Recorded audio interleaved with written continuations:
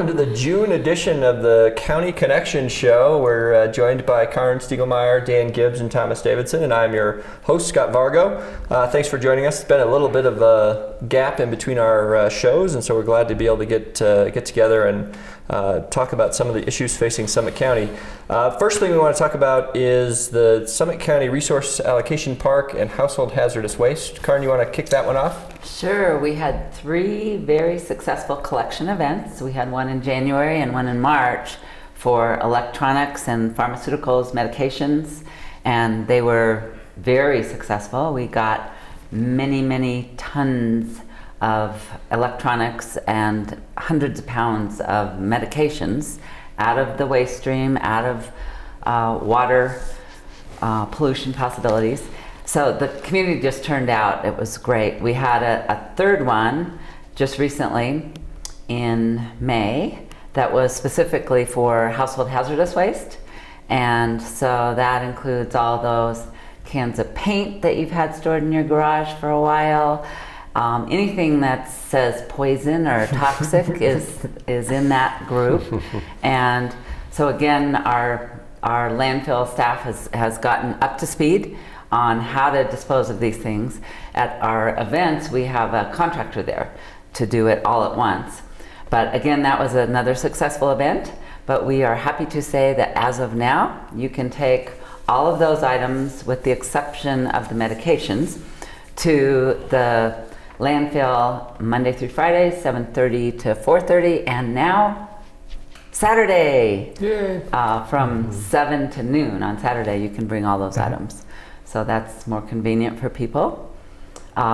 Just another reminder, you can always take your medications to the city markets, and you can take medications that are narcotics to the Justice Center, right in front of the Sheriff's Office. Wonderful. So those are ongoing and available for anyone at any time. But people do seem to turn out for the events. Yeah, definitely. Helped me clean out my closets and garage as well. So very beneficial, and long lines, but moved very quickly to get people in and out of the events were at the County Commons campus back in the bus barn area. And so very efficient and well organized. So thank you again to the voters for voting yes on 1A so that we can do these things. Absolutely. And again, so those drop-offs then during those hours that you mentioned at the scrap are also at no charge. That is a very important piece. Thank you to the voters of the Safety First Fund. Right. Yep. Perfect. All right, next subject we want to go to is chipping. And we did a very successful chipping program last summer and early into the fall. And I guess we've got year 2 of that program. So Dan, you want to talk about that? Sure, I'll kick it off. Yeah, last year was widely successful. We had about 1,400 homes participate in it. And it was originally funded in part by a state grant through the Colorado Department of Natural Resources that we were able to match with what we call our Fire Council money. That also thank you to the voters for supporting Measure 1A back in 2008. That created a funding source, a mill levy that taxpayers support through their property tax, and which originally brought in about $500,000. So anyways, we're starting our second year of this chipping program, and with a $100,000 grant from the state, and we matched it with another $100,000. But kicks off June 29th, and it's very successful last year. It'll go from June 29th to about October 3rd, and there are dimensions that you have to have.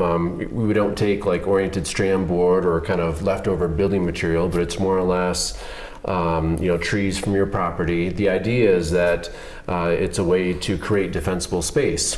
And so the fire districts have been very supportive.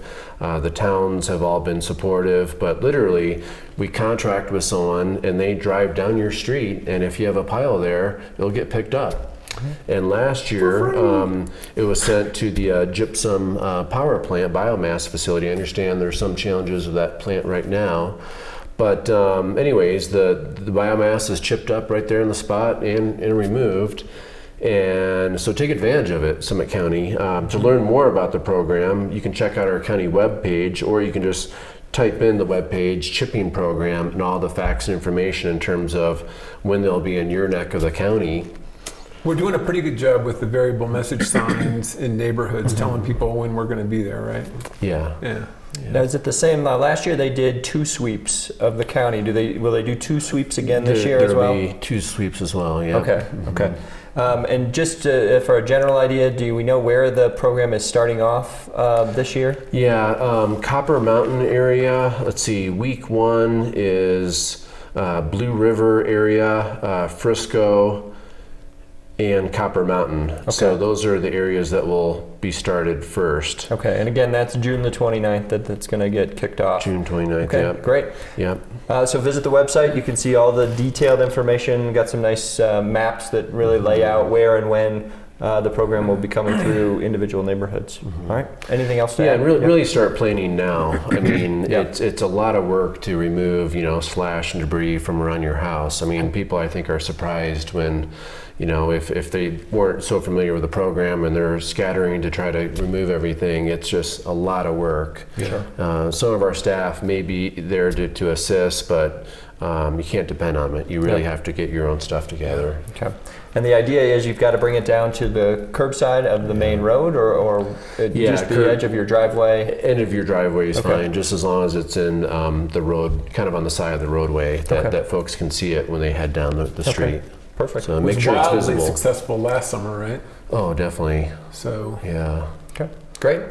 All right, we're going to take a quick break. We're going to be back to talk about several different transportation issues.